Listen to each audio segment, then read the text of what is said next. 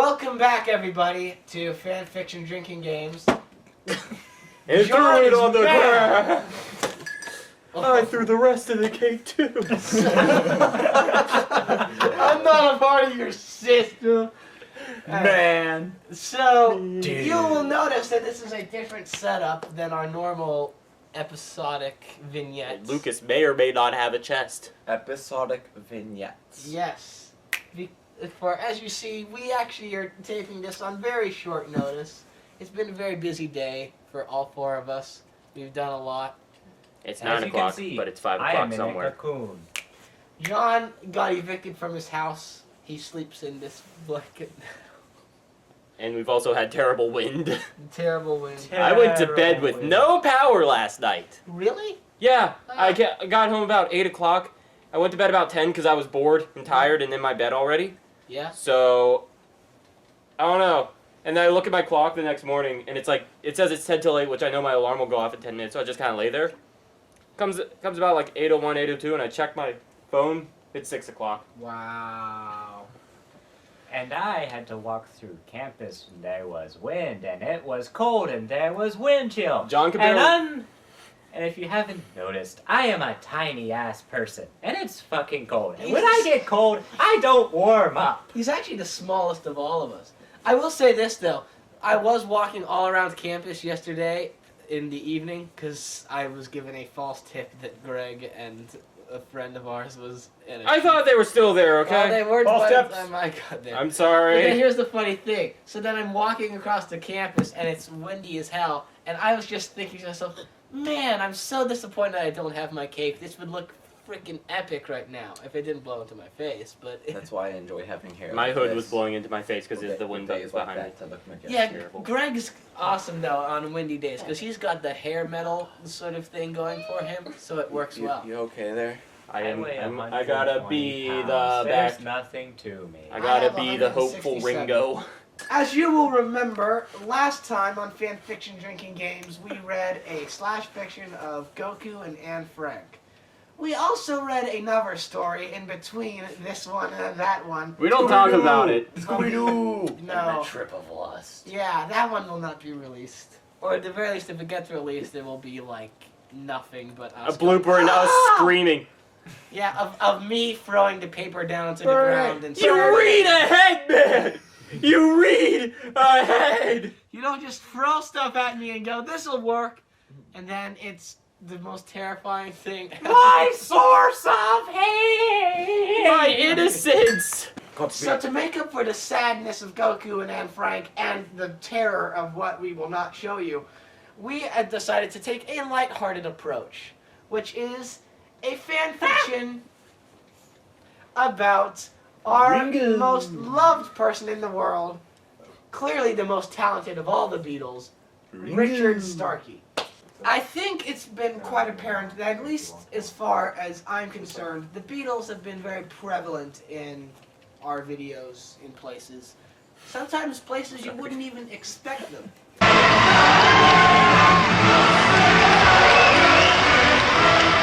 Is that John Lennon at the end? Yeah. And George Harrison. Yeah, he... Beatles me's for the win, yeah! Ringo, Frodo. Yeah, I can see it. Say it. Gaming Girls?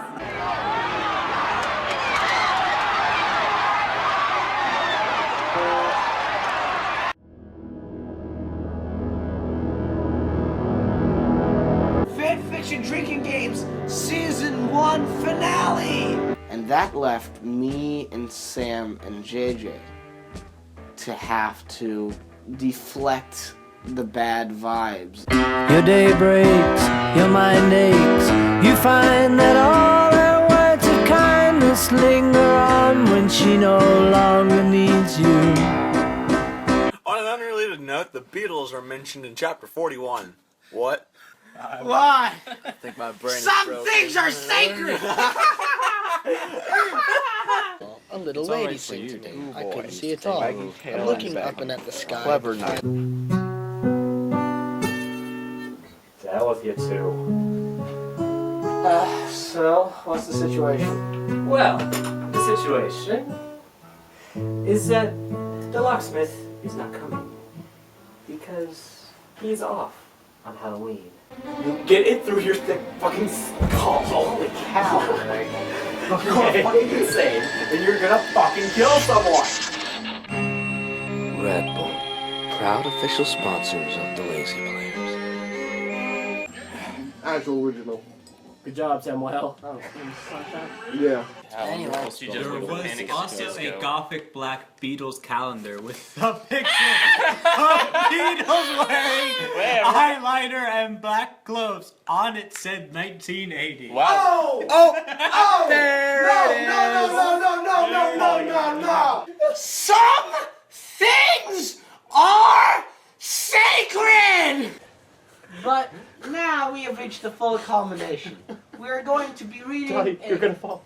We're going to be reading a fan fiction on the Beatles, which is mostly focused on the two ones that are still alive, so it's not in poor taste.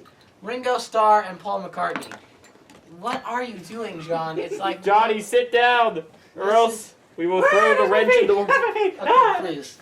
You're actually frightening me. Easy there, friend. I gotta be the Ringo. So, anyway, I imagine that I'm okay. when we do this, like, none of us are even gonna try to make it sound like the real Beatles. Ringo. What caused us to start making fun of Ringo Starr? I don't know. I'm pretty It's sure it was Ringo. the Rolling Stones article. It was the Rolling Stones article. Probably. Yeah, I think a few months ago, Rolling Stone had Ringo as a cover issue, and the photo was of him on the beach in a star. And I have to see if I can find that image, but that has just started us really ripping in to Ringo Starr.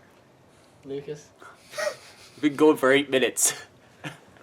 So anyway, let's read this thing. I must introduce it.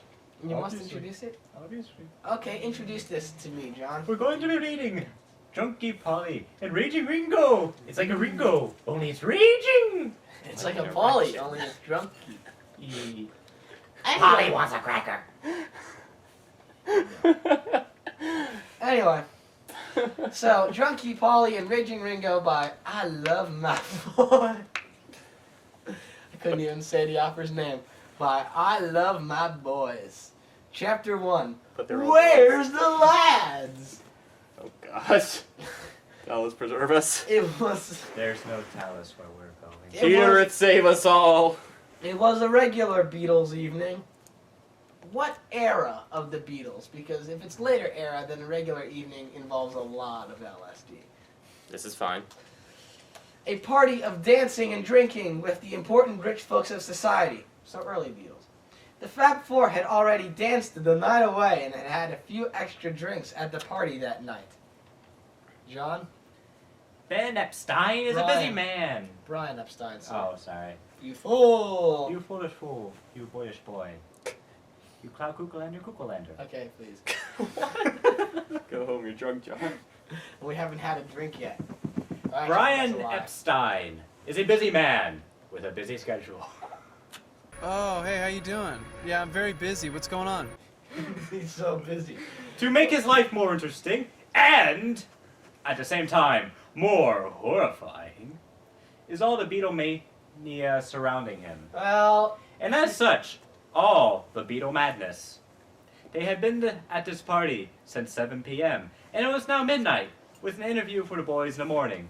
With all their tours and performances, he made sure all their traveling was taken care of at all times, at any time. And that included tonight. The cab was to arrive in only 15 minutes. oh joyous day. We're now going to have the Brian's point of view. He's Brian's dead. Pov. Brian's Pav. What's wonderful is that he's dead, so he can't sue. No. Great! The cab will be here in only 15 minutes, and the boys are nowhere to be found. Knowing them, they've probably each got a lady friend in one arm and a cold one in the other. Today, everyone here fits that description. ... Can I be Wait, so fair? half of them are Okay. dead? Okay, for one thing, that sounds nothing like Brian Epstein. No, I think it's Number pretty two. accurate. Number two, depending on what year it is, if all four of them are coming home with a woman in hand, that's really rude because, like, If it's like 1966, then 3 out of the 4 of them are married. Oh, So- they could bring the wife home. I mean, they could do stuff. Hey, John Lennon did say Norwegian Wood was about an affair he had on his wife. Norwegian Wood kind of just sounds sketchy to begin with. She showed me her room, isn't it good? Norwegian wood. Yeah. Lucas. As I look around the room for the 3rd time in a row, I catch at least one of the boys. Here you go. I don't want it anymore. What? It was in my hands for but a brief second, but in that moment we were in love. Coming up Okay, from John. behind him as You he's do that. Celebration. Coming up from behind him as he's talking away to some young ladies, I tap him on the shoulder rather sharply as he turns around to face me, grinning as his eyes meet mine. Was this fine? He was gay. Which one? Brian Epstein. Okay. Hello, Brian. What's going on with you? Cut the small talk, John. The cab for you and the lads is coming in 15 minutes, so I need you to get the boys and be ready. Got it? I snap. Was cut the small talk ever an English phrase? Sure, Brian. Are you sure you don't dash end quote? Oh, Lord. This is fine. Speed round, go! God damn. Their manager had left. What the hell? Well, what? What the hell? And now, John Lennon's point of view. Oh, here we go. John's POV. What? Well, we got less than 10 minutes before the cab arrives. Better see what the other fellas are up to. It sounds like the beginning of a freaking video game where you're like in the club. He's like, oh, all the entire party's spread out. Time to go have my conversations with them, which one actually advances the story. And again, that sounds nothing like John Lennon. I don't know what you're talking about. I think it's fairly accurate. I think my voices are pretty accurate. As I walk around the room searching for the lads, I see Ringo by the bar talking to some pretty bird and laughing. In a short amount of time, I see George too drinking at a table with some older business fellas. He better not be making any deals in his state. George didn't even have that power to make any deals. I've got the power. Alright, so. Ringo. Oh, now to Paulie. Oh where could my Paulie be? He never called him Paulie. That you know of. Yo, were you there? Oh, think so. You know his life! I know some things he called him, which are unrepeatable here. Tell me, how do you sleep, you cunt? I look at every bar and table and bowl, but I can't find him anywhere. You gave John Lennon a southern accent. I don't see the problem with this. Where the bloody hell has he gone? Oh, okay. Just as I was going to make another round, I see him passed out and slouched on a couch with a bottle in his hand. Past the laptop. The laptop. Past the top. Blimey! I drag a hand over my face. Looks like good old wholesome Paulie's had a bit too much to drink. Hey? Just like hold it in place. Just... It's like 2 I words. grin. That was a lot of build up for 2 words. This could be interesting. All in italics. What's John planning to do? Italics. What is he planning to do? I stride over and stop in front of him. And if only this was... this was ball in a cup. This is... Okay. Paul! I jabbed his arm. Like you got 1 word. Nothing. This is Nothing! It's like a past the game of laptop. I crouched down and called loudly into his ear. Loudly into his ear. Paulie? That's how it was written. He says groggily, looking up at me with heavy eyelids. Must have been his bedroom eyes. So much fantasizing going on there, Mike. My God. Hey, John! He gives me a loopy smile. What's going on? He slurs. That actually did sound a bit like. What's going on? What's going is we're leaving soon, so stay put. Got it? Got it. Got it? Goid it. Got it. Goid it. That was my arm. Sorry. Yeah, sure. I nod and stand up.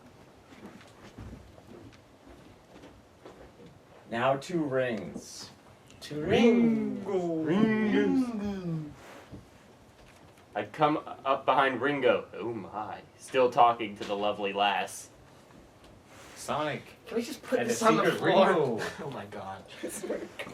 We're just putting this on the floor, but we'll just crouch around to see it. That was getting obnoxious. Alright. Ahem, I say, smiling politely. Ringo turns around with a frown on his face. What you want, Lennon?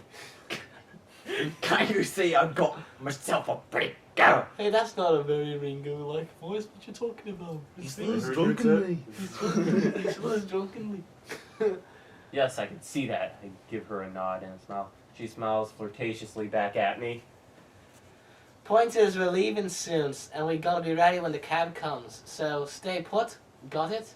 Wait, so stay put? Question mark. As in, Why? I guess don't go anywhere because there will be a cab in front of the building soon. This Alright. is the second my only time lie. he said so. Stay put. Got it? I Yeah. thought that would be Got an it! observation. Okay, so hand me that bottle opener, because I'm taking a shot for that. I've already finished a bottle. Oh no. Gotta immerse it, we got very little supply. Yeah. He mumbles.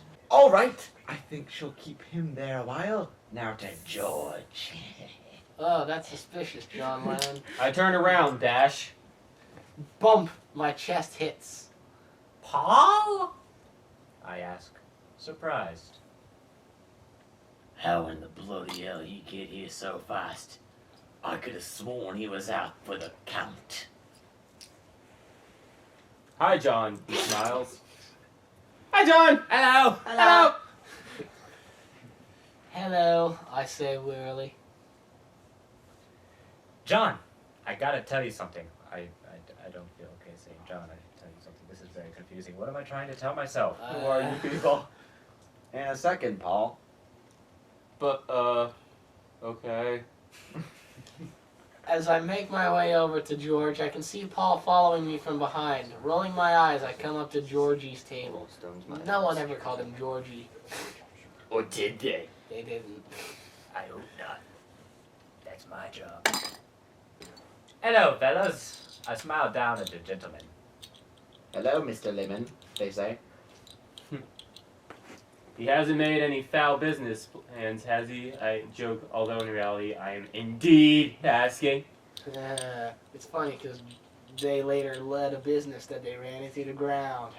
Live the dream! Ah. They laughed as I looked down at a weary George.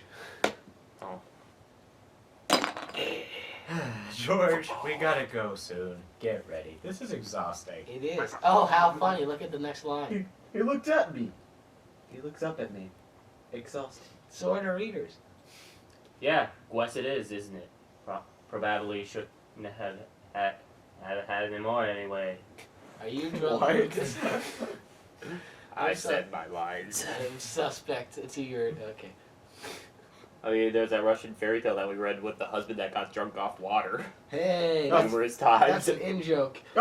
There's also the one where he locked his wife in a pit. Fuck you, John. How dare you? Dark pit? Yeah!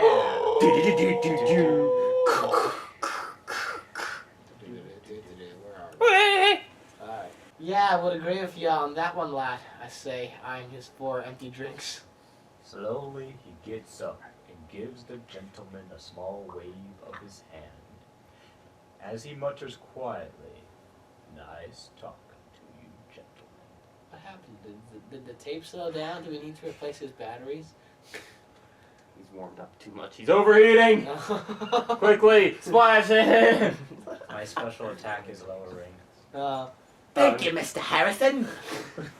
They say their things I've as said that George for a while. stands up in front of me. Paul then appears out of nowhere next to George. Glances over at him brightly. He's like a pop-up book of horror. Alright, let's go get Ringo, I say. They follow me to where Ringo's sitting when I notice Paul getting a little too close to George's comfort zone. As Sorry, George gives him a don't touch me, frown, trying to inch away. Yeah, there's a, yeah, okay. They're really painting Paul McCartney out to be kind of homosexual, aren't they? Hey, It's George. whatever you want it to He be. smiles, inches away from George's face.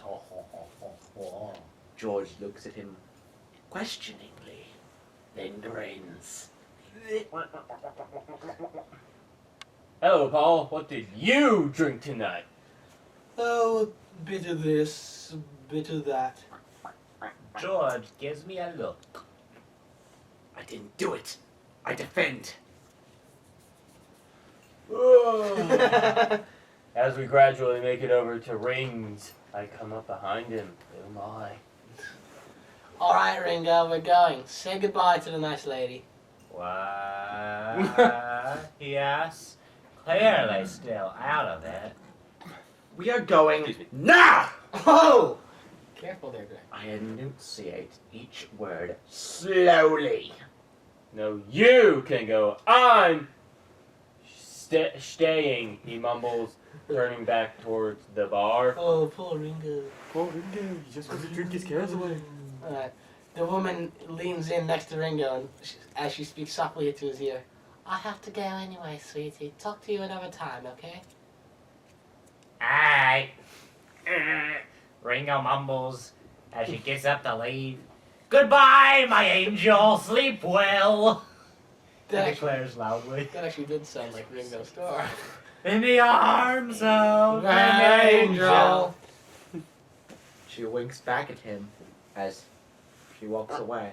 Salters. That would have been good too. She could have said salters. Alright, Rings, can you get up on your own, I ask? Of course I can, he sputters, annoyed. Slowly getting off the stool, he tries to stand, but sways a bit as me and George catch him in time. Great. Just great, Ringo. I grumble. John Lennon is not impressed. Blimey! Why do I got to be the only bloody one in charge here? Again, it's funny because John was actually the one who was... John! Paul Yes. whines right behind my ear, I might add. What? I snap. You're my best friend. You're Thank you. my best Wait, John just said that to himself. John accepted. Egotist! No. George is looking over at us, then gives me a teasing smile.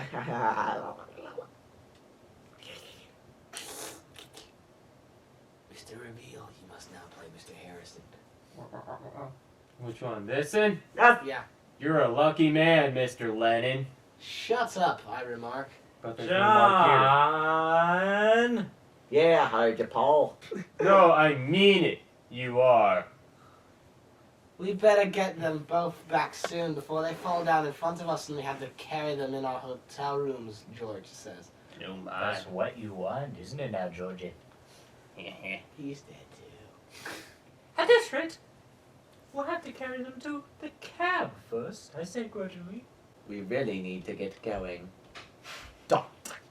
By the time we reached the entrance, what with Paul commenting on every blimey light he sees and Ringo commenting on every pretty lass he sees, meanwhile trying to get away from the grasp me and George have on him, we finally make it towards the place's exit. I must say, throughout all the interviews and things I've seen of the Beatles, they really didn't say blimey that much. Anyways, about time, I say. Now to wait for that cab driver. He better not be late. In a few moments' time, a cab pulls up, and sure enough, it's one of our cab drivers from earlier this week, hired just for us. 'Cause we're the Beatles. We are? A burly, balding bearded Featuring man in a dark blue chauffeur uniform comes out from the driver's seat and opens our doors, greeting us with a cheery "Good evening, lads." Me and George nod in greeting as he helps us get Paul and Ringo in the middle back seats. In a few minutes, we're on the road.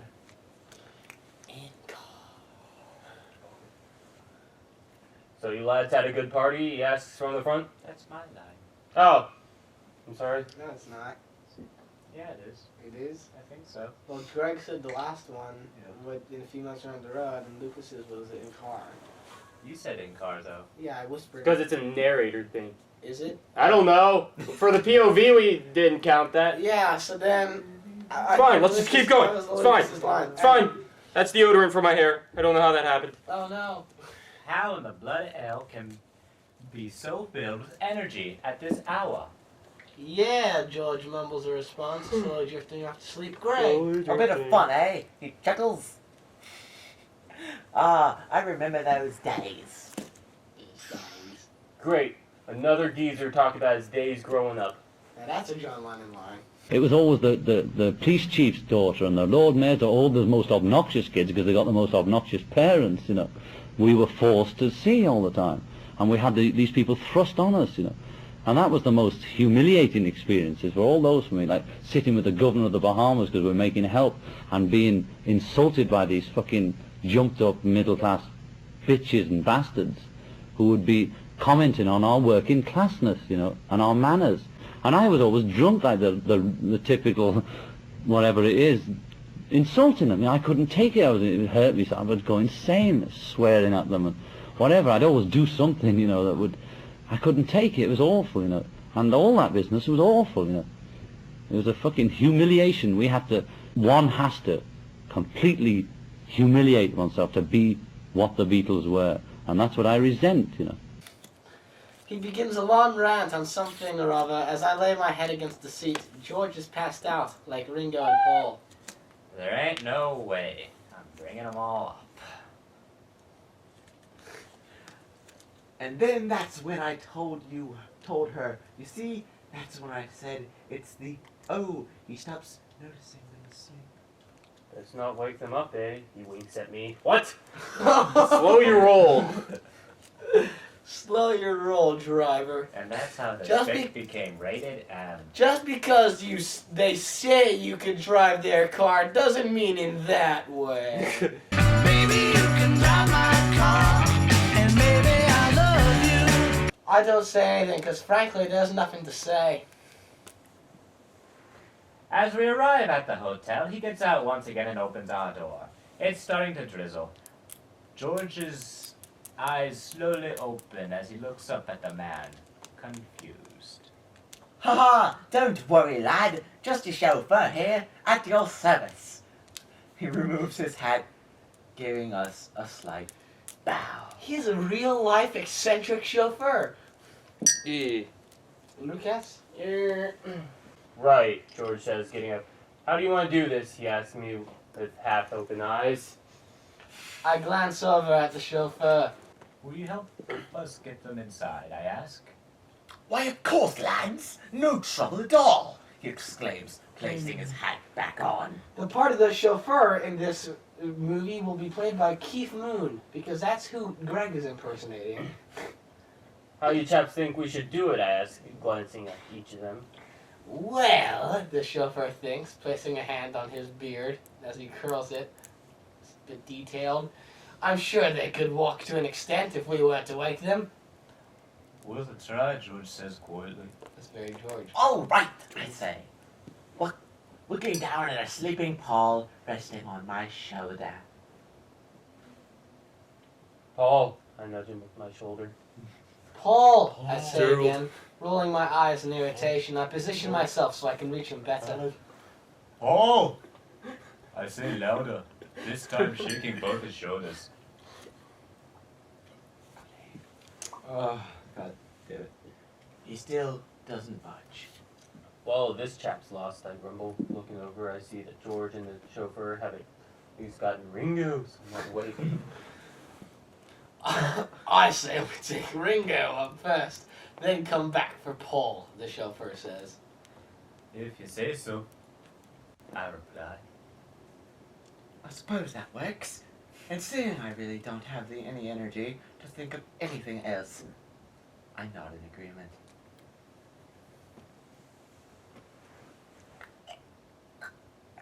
The last line, Lucas. Okay.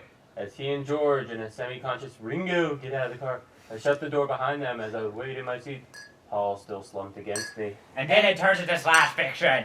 End of chapter 1. You know, I actually have found this to be a trend in all of our videos, where we'll read a chapter of a fan fiction and absolutely nothing happens or is accomplished. Yeah, They got in a cab. They got in a cab and then They got out of a cab. But everyone's drunk, so not everyone's out of the cab yet. Shut up, John. What about Ringo? Ringo needs more screen time. Days, Ringo. Ringo needs more screen It's time. nighttime, so all the Ringos are out in the sky. Ringo. Ringo. Ringo. See this? This is a Ringo. Ringo. I hate you, Oh, the Lucas. Ringo's in the sky. I hate you. You know, I don't even get what Ringo Starr has done to us. It warrants this much mocking. It's fucking Ringo. And then I remember it's everything. So, Ringo's my hero. One day, I want to grow up and be just like Ringo. I actually don't know when Whenever this I saw Ringo him with thing his new all bike, started. All of a just sudden, made me people were think just saying, the song Ringo, Downtown by Macklemore. Ringo, Ringo, and I was like, Ringo, Ringo, Ringo, Ringo. It was like a whole conversation, like Ringo, Ringo, Ringo, Ringo, Ringo, Ringo, Ringo, Ringo, Ringo, Ringo. Ringo, Ringo, Ringo, Ringo, Ringo, Ringo, Ringo. Johnny plays. That's my vibe. Johnny plays. Johnny plays. okay, Greg, look at this from this camera. And look how suspicious that looks. You can't see Lucas. Yay. Hello. Hello there, Lucas. That's very funny. Oh. Lean forward, everyone lean forward. Oh gosh, is it collapsing on us? No. Oh no, what? Oh dear. Okay. We're good. We're good. And our live studio audience protected us all from disaster. No, they didn't. Tune in next time for episode 2. We're gonna see. There wasn't that. Yeah, we're gonna see if Ringo actually rages a bit. He didn't do a lot in this episode, did he? No, he just kind of slept. Ringo. He's a sleepy Ringo. Here's a clip of Ringo dancing to Frankenstein. Bye.